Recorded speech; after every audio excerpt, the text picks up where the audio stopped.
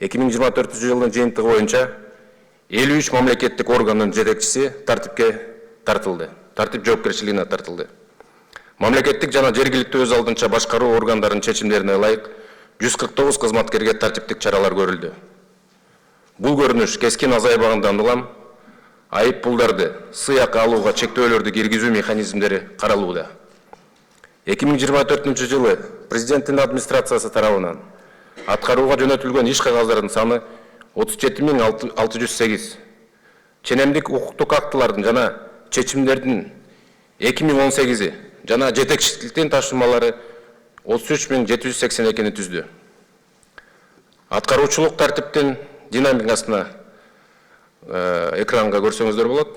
2024 жылдын жыйынтыгы боюнча аткаруучулук деңгээли төмөн 3 мамлекеттик органды белгилейбиз. Алар: Билим берүү жана илим министрлиги, инвестициялар боюнча улуттук агенттик, маданият министрлиги.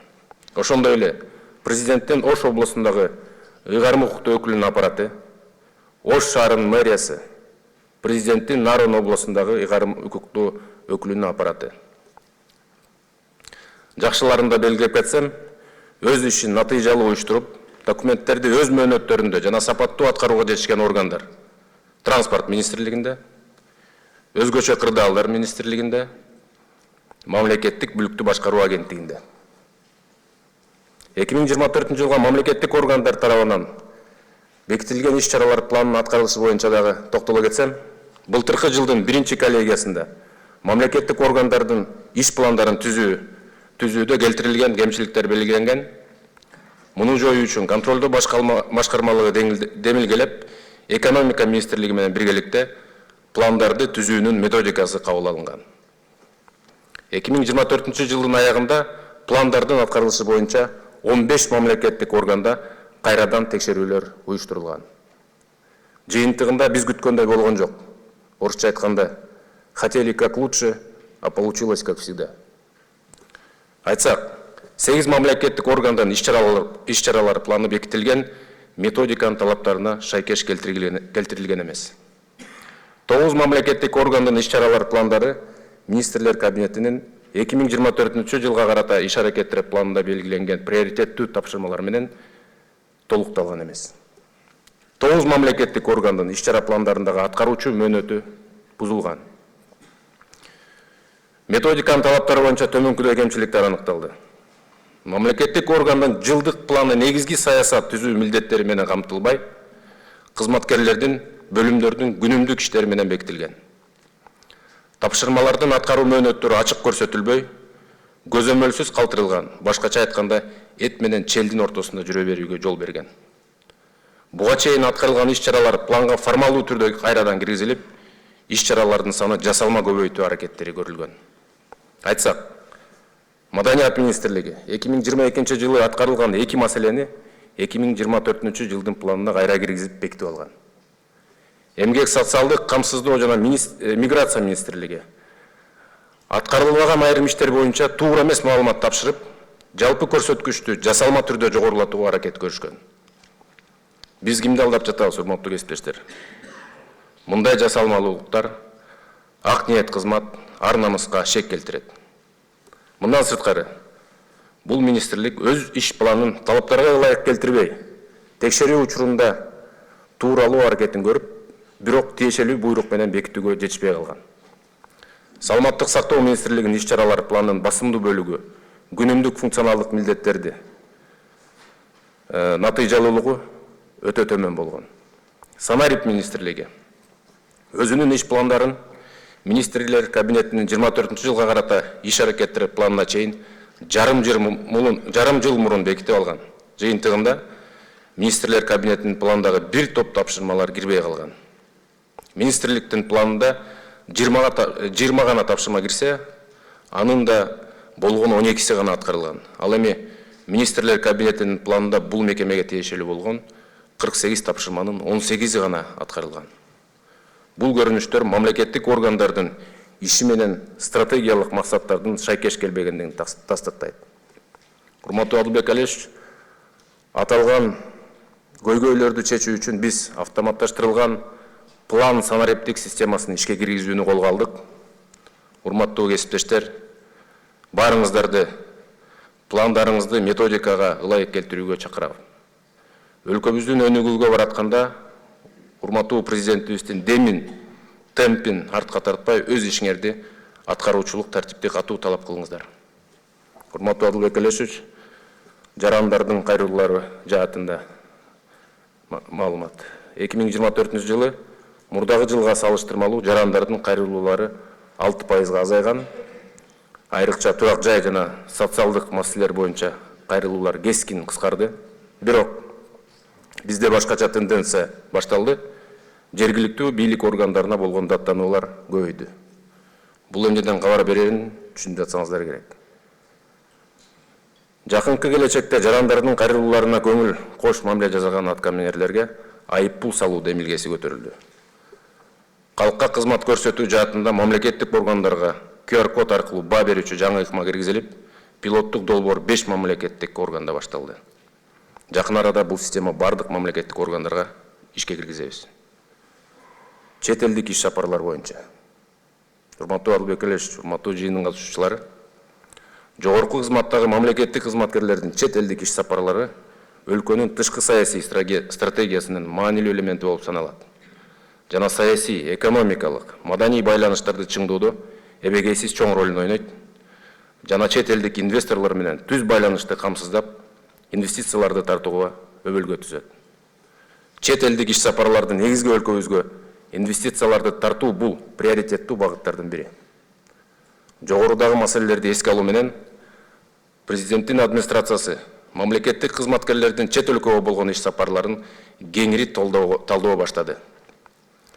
Чет өлкө алардын натыйжалуулугун түп тамырынан жакшыртуу жана чыгымдарды катуу оптималдаштыруу максатын койду.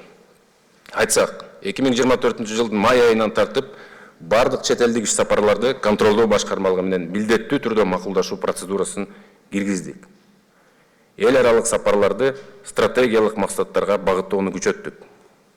Бул чечим чет элдик иш сапарлардын көпчүлүгүнүн натыйжалуулугу төмөн экендигин аныктагандан кийин гана кабыл алынган. Анткени алар өлкөгө олуттуу пайда алып келбестен бюджеттик каражаттардын олчойгон коротулушуна талап кылган. Баарыңыздарга маалым болгондой, чет элдик иш сапарларга бара турган жетекчи 14 күн календардык күн мурун иш сапары тууралуу Тышкы иштер министрлигине маалымат берүү зарыл. Бирок жүргүзүлгөн талдоо иш жүзүндө болгон бир канча маанилүү көйгөйлөрдү аныктады. Тактап айтканда, президенттин администрациясына жөнөтүлгөн өтүнмөлөрдүн жарымынан көбү тиешелүү тартипте Тышкы иштер министрлиги менен макулдашылбайт. Тышкы иштер министрлиги да бул маселеге көңүл кош мамиле кылат. Иш сапарлар боюнча курч көйгөйлөр булар: так стратегиянын жоктугу, көзөмөлдүн жетишсиздиги, катышуучулардын тандоодогу субъективдүүлүк, алган билимдердин натыйжалуулуу колдонбогондугу. 2023 жылы 1739 чет элдик иш сапар болгон. 2024 жылы 1603 жолу иш сапар катталган. Алардын ичинен 1102 сапар мамлекеттик бюджеттин эсебинен каржыланып, олуттуу финансылык жүктү пайда кылган.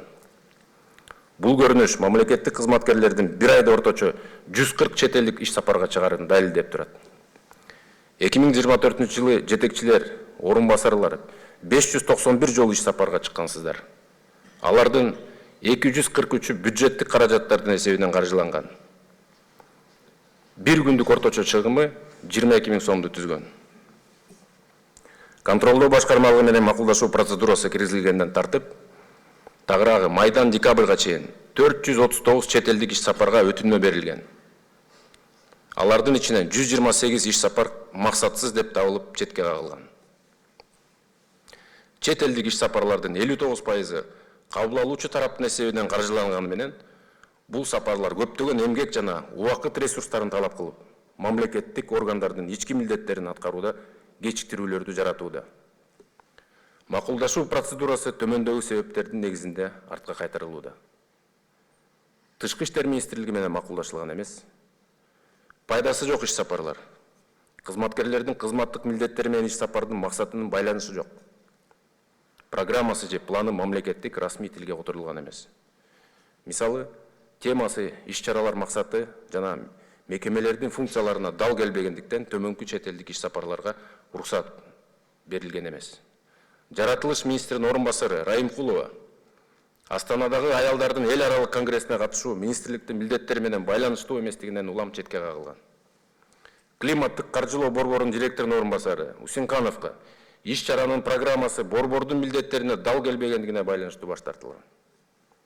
Санарип министринин орун басары Амельченконун Азербайджан сот системасына тиешелүү иш сапарга катышуусу максатсыз деп табылган.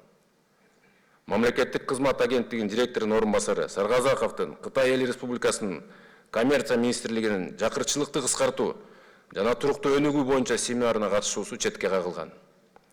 Анткени ал иш чаранын тематикасы экономика министрлигине караштуу.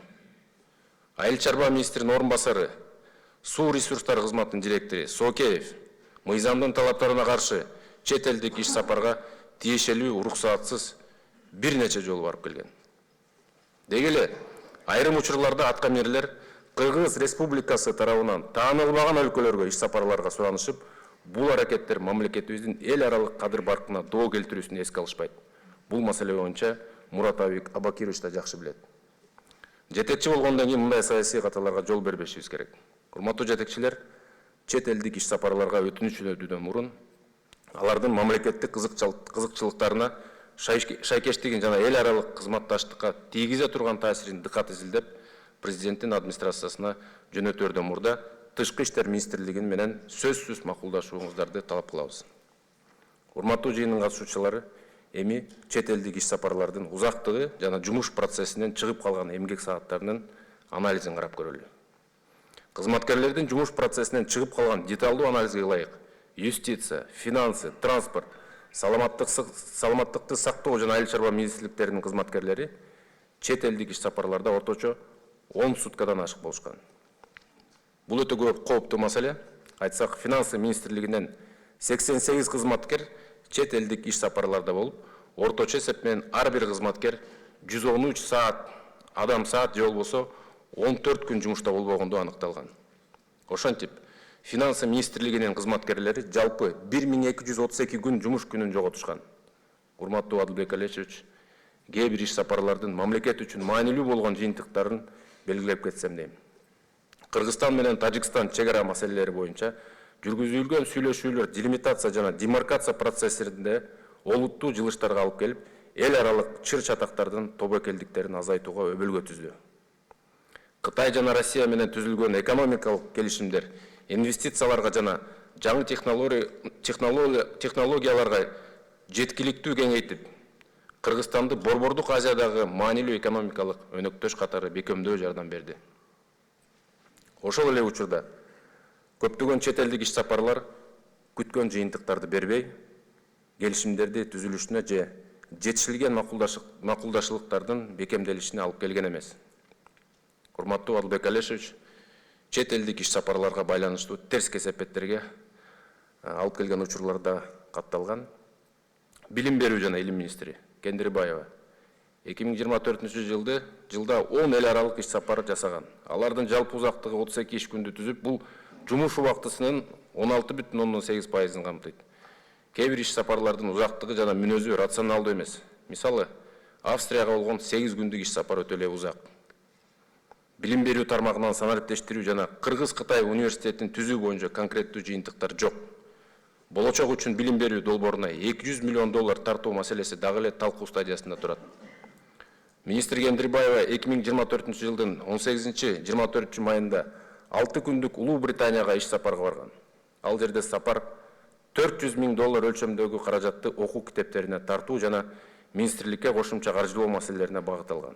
Бирок иш сапар боюнча отчет анализденип, белгиленген максаттар ишке ашпагандыгы анык болду. 2024 жылдын 14 майында министр өзүнүн орун басары Самыкбаева менен чогуу иш сапарга чыгуу өтүнүчү берген. Өтүнмөнүн негиздемеси Самыкбаева англис тилин жакшы билет, Алтын казык программасын тааныштырат деген болчу. Бирок кийинчерээк белгилүү болгондой, Кыргыз Республикасы форумдун катышуучуларынын же баяндамачылардын тизмесине кирген эмес. Программа боюнча пландаштырылган презентация туура маалымат чындыкка дал келбейт. Чет элдик иш сапарга Самыкбаеванын сурамчы четке кагылган жана туура эмес тапшырылган отчеттор үчүн өлкө жетекчилиги тарабынан Кендирбаева тартиптик чарага колдонулган. Саламаттыкты сактоо экс-министри Бейшеналиев кызматында иштөө учурунда жалпы 90 күндө түзгөн иш сапарларда болуп, иш чаралардын 85%дан ашыгы уюштуруучулук мүнөзгө ээ болгон. Урматтуу жаңы жетекчилер, аталган экс-министрлер баскан тырмоону баспооңуздарга чакырам. Жаратылыш ресурстар министринин орун басары Райымкулова мыйзамдарды жана регламентти одоно бузуу менен 2024 жылдын сентябрь айында Стамбулга тиешелүү макулдашуусуз чыгып кеткен. Жана бүгүнкү күнгө чейин отчетун тапшырган эмес. 2024 жылдын 2-майында Райымкулова Канададагы экологиялык булгануу маселелери боюнча документтерди талкуулоого катышып, чет элдик иш сапарын өзүн билемдик менен 3 күнгө узартып алган. Бул жагдай кызматтык ыйгарым укуктарды ашыкча пайдалануу фактысын көрсөтөт. Айыл чарба министринин орун басары Насирдинов 2023 жылдын 14 августунан 2 декабрына чейин Японияда Жайка программасы боюнча узак мөөнөттөгү окууда болгон.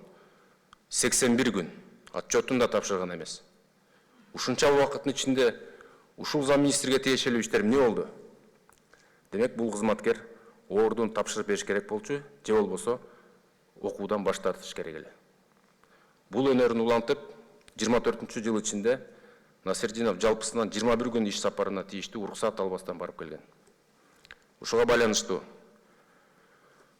контролдоо башкармалыгы узак мөөнөткө, айрыкча Япония менен Кореяга окууга кеткен мамлекеттик кызматкерлерге талдоо жүргүзүп, гранттык негизде билим алган бүтүүчүлөрдүн мамлекеттик кызматтын эффективдүүлүгүнө дээрлик таасир этпегени жана башкаруунун натыйжалуулугун төмөндөтүп жатканы аныкталды. Ошол эле учурда мамлекеттик кадр кызматы тарабынан тийиштүү координация жана көзөмөл иштери жүргүзүлбөй, кызматкерлердин гранттык негизде билим алуусун жөнгө салуучу тартиптин долбоору контролдоо башкармалыгынын кийлигишүүсүнөн кийин гана иштеп чыгылды. Урматтуу жетекчилер, иш сапарлар боюнча өтүнүчтөр четке калганына карабастан, министрлер кабинетинин төрагасынын чечимин айланып өтүүгө аракет кылган учурлар дагы бар. Ошол эле өтүнүчтөрдү төраганын орун басарларына кайрадан жөнөтүп, белгиленген тартипти бузууга умтулушкан. Мындай амалдуулук чечимдерди кабыл алуу процессинин эффективдүүлүгүнө шек туудурган аракеттер катары бааланат. Мисалы, Каржы министрлигинин кызматкерлери ушундай аракеттер үчүн тартиптик жаза катары сөгүш алышкан. Ошол эле учурда эмгек министринин биринчи орун басары Баймурзаевка байланыштуу да катталган.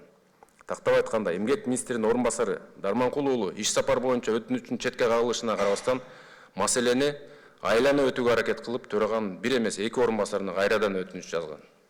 Бул аракеттер биз тараптан түздөн түз кийлигишүү менен эскертүү бергенден кийин гана токтотулган. Господин Маймурзаев, мындан 2 күн мурун гана эле сиз чет өлкөгө болгон иш сапардын макулдашуу үчүн министрлер кабинетинин төрагасынын атына эмес, орун басарына жазып, тармактык саясат бөлүмүнүн макулдашуусу менен маселени чечкенге аракет кылгансыз. Мындай кызматкерлердин мыйзамсыз аракеттери президенттин администрациясынан өтпөстүгүн эскертип кетем. Бардык мыйзамдар иштер жоопко тартылат. Мыйзамсыз иштер жоопко тартылат. Урматтуу жетекчилер, чет элдик иш сапарларда алынган тажрыйбаны пайдаланбоо бул маселе курч бойдон калууда. Алынган билимдер жана тажрыйба башка мамлекеттик органдарга дээрлик тартылбайт жана иш жүзүндө колдонулбайт. Бул алардын мамлекеттик программалар менен реформаларга кошо турган потенциалдуу салымын чектейт. Ийгиликтүү иш сапарлар төмөнкү факторлор менен мүнөздөлөт. Так аныкталган максаттар, туура пландаштыруу, квалификациялуу адистердин катышуусу. Урматтуу Абдулбек Алешевич, жогорудагы кемчиликтерди четтетүү үчүн жана мамлекеттик башкаруунун бардык деңгээлдеринде тапшырмаларды так, сапаттуу аткарылышын камсыз кылуу максатында заманбап санариптик инструменттерди ишке киргизүүнү улантабыз. Нормативдик базаны өркүндөтөбүз жана көзөмөл механизмдерин күчөтөбүз. Ошол эле учурда чет элдик иш сапарларды түп тамырдан оптималдаштыруу үчүн тиешелүү сунуштар иштелип чыгып, сиздин алдыңызда турат. Коллегиянын чечимине киргизип коюңузду суранам. Докладым бүттү. Көңүл бургандарыңызга чоң рахмат.